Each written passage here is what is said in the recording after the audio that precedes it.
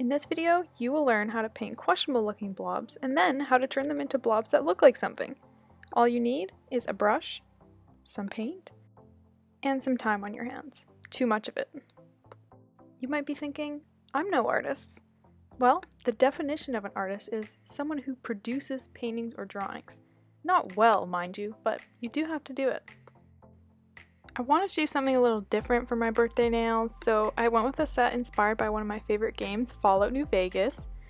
It has some great features like exquisite dialogue and very unique character names. One of its most prominent features is how easy they make it to close the game. You don't even have to press the quit button, it'll close for you, often and unexpectedly. New Vegas is that guy you've left 3 times already, but keep going back to because this time it'll be different. It never is, but you love it so much you overlook all their flaws. Coincidentally, both of these are also Journeys Through a Toxic Wasteland. The only difference is, one is a game that you play, and the other plays you. Before we forget that this is a nail video, I'll start by saying it's a good idea to start most art with a white base. This will make sure all your colors show up exactly how they're supposed to and reduce the amount of coats you need of each one. With detailed work like this, a second coat can mean tons of extra time. Even if you want your background to be a different color, it's much easier to go in and fill in the white areas after you're done. With such a small canvas like a nail, there's usually not much background left to fill in anyways. My second tip would definitely be have a reference photo to look at. It doesn't matter what you're painting, even if you know what you want to paint and you've seen it 1,000 times. Whether it's a tree or someone's portrait, a picture will help you.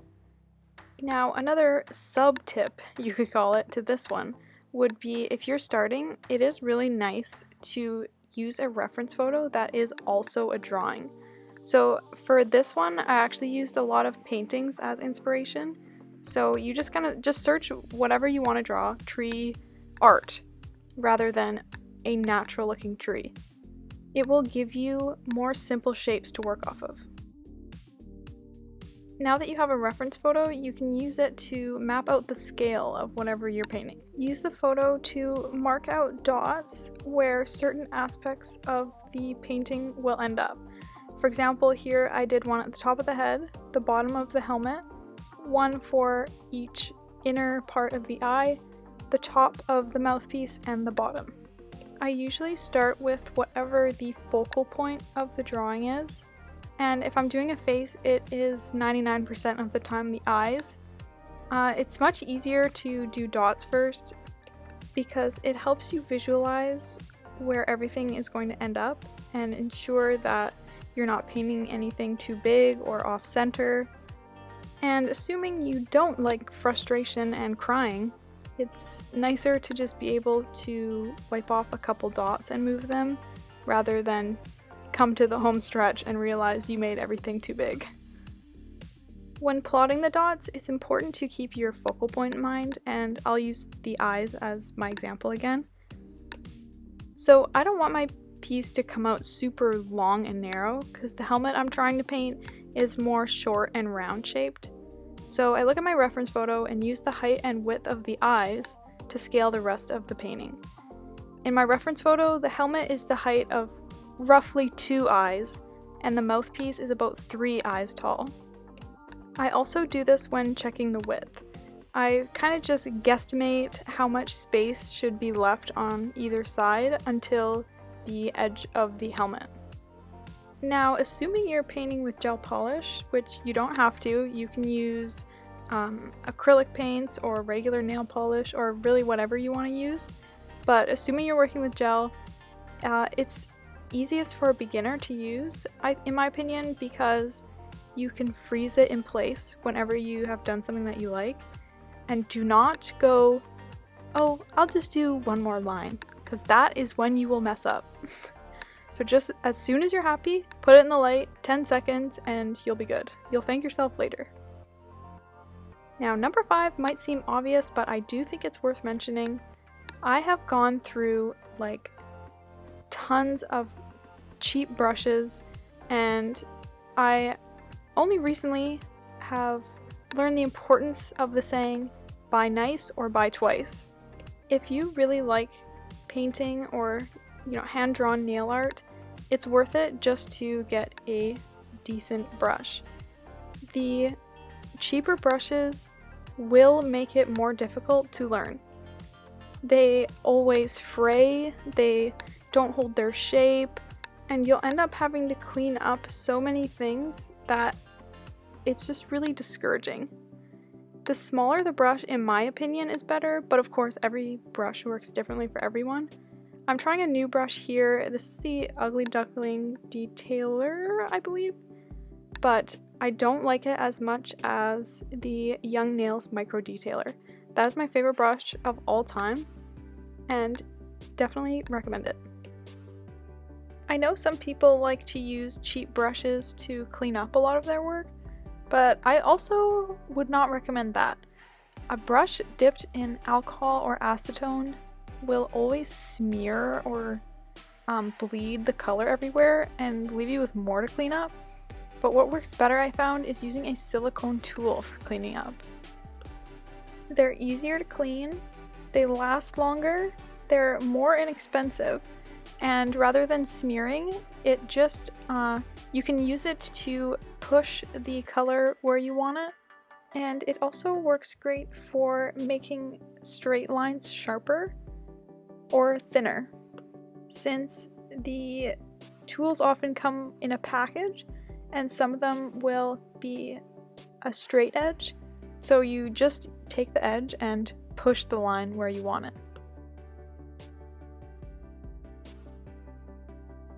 Number 7 is something I've been doing throughout this whole video, which is outlining.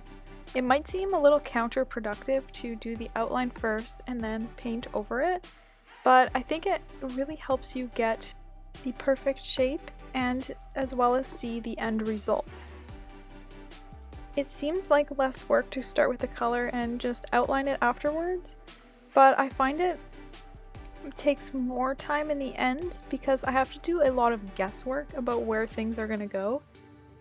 And by doing the outline first, it kind of creates a coloring book type process. When doing your outlining, it helps you break things up into simpler shapes, which ties into the tip from earlier, which is to use a reference photo that is a piece of art rather than a real image or a picture. Because rather than thinking, oh, I am painting this full face armor helmet thing, I break it up into small sections. The eyes are just kind of like a lopsided teardrop shape, the helmet is a half circle, and each thing I'm only focusing on one line or shape at a time. Now, of course, you don't have to paint anything this elaborate for this process to work. If you're painting a cat or anything else, you would break it up the same way. Especially if you're learning, I recommend starting out with very simple images like cartoons, for example, or maybe even just some simple line work. Now, I want to show my very first hand-painted set that I did 2 Halloweens ago. I wanted to do a bunch of spooky designs, but the only thing scary about this set is that cuticle work. Because no, that set was not a week old. It was freshly applied. So learn from my mistakes. And don't place your nails a mile away from your cuticle.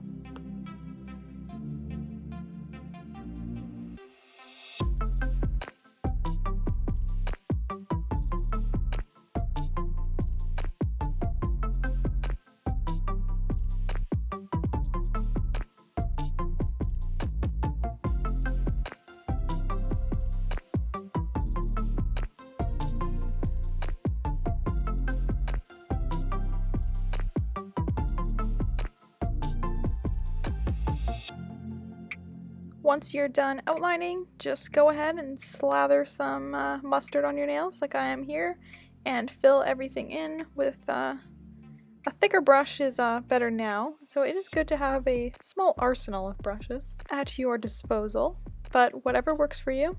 And I will say, this is one time where you should not flash cure often, because unless you're planning on doing a second coat, it's fine.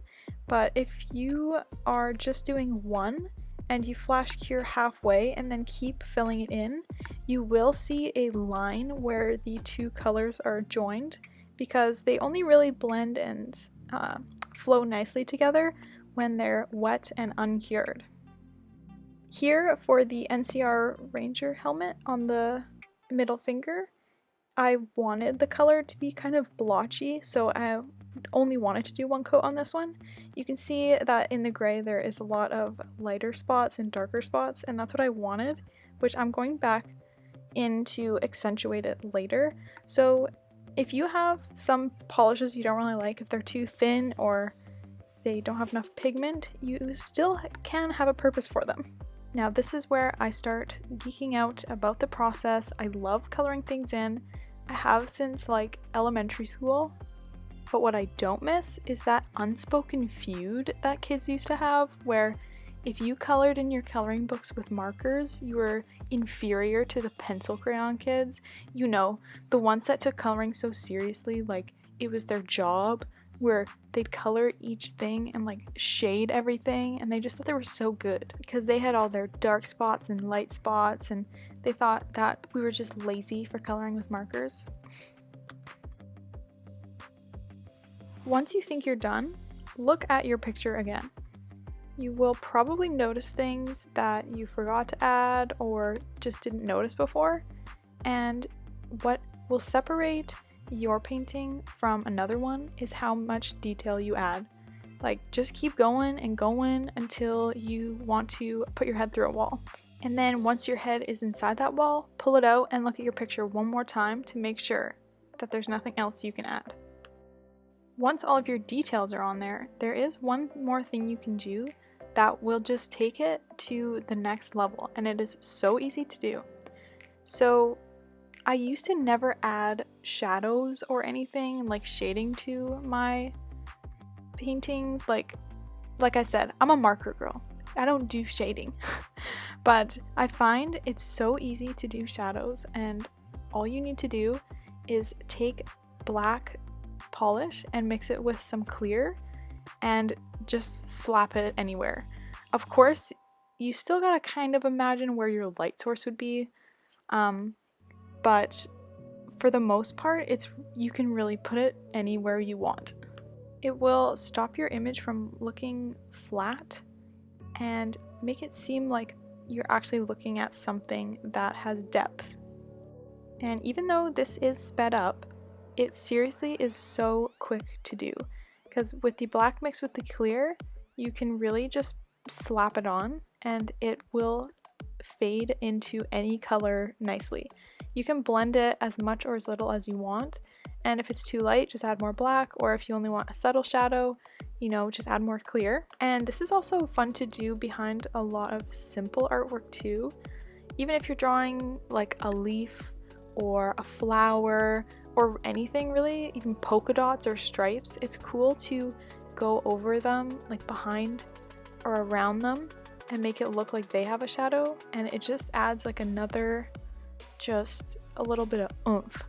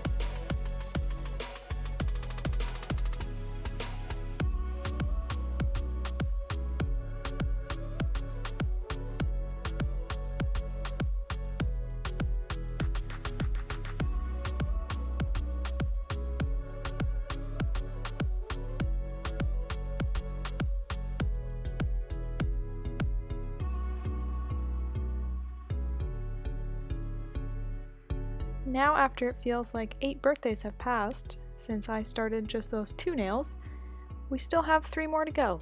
So this next one is going to be based off of the NCR flag, and the pinky will be of the Legion flag.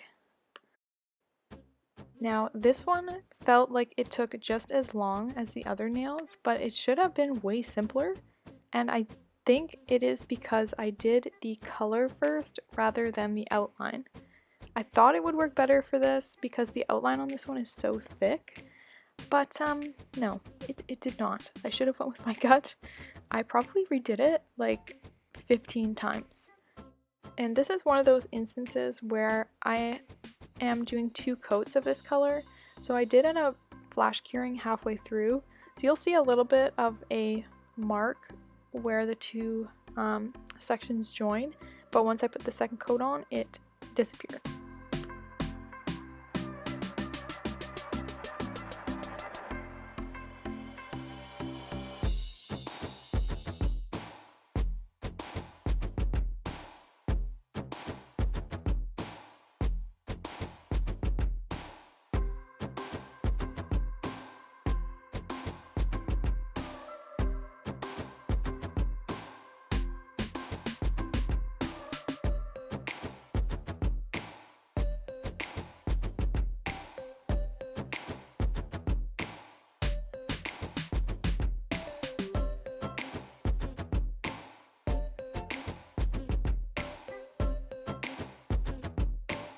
At this point, I had some serious self-doubt. It looks so weird and misshapen, but I really had to trust the process. I got so frustrated doing that outline over and over again that I just gave up on recording it.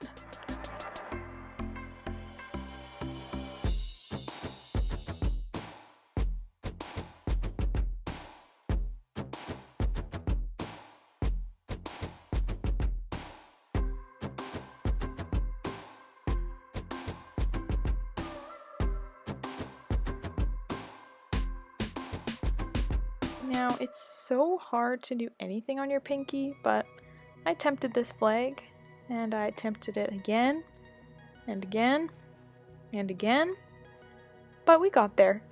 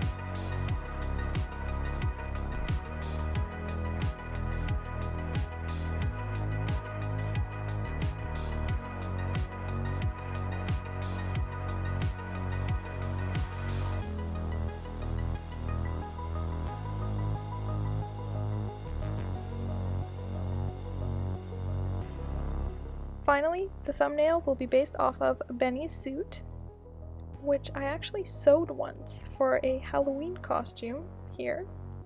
And to recreate it, I will be using a stamp that I got from Amazon, and all the links to everything I'm using will be in the description, and I'll be using it with my clear jelly stamper system, so the polish and the stamper. Here's the plate I'm using, and I just want to take a minute to be like, what?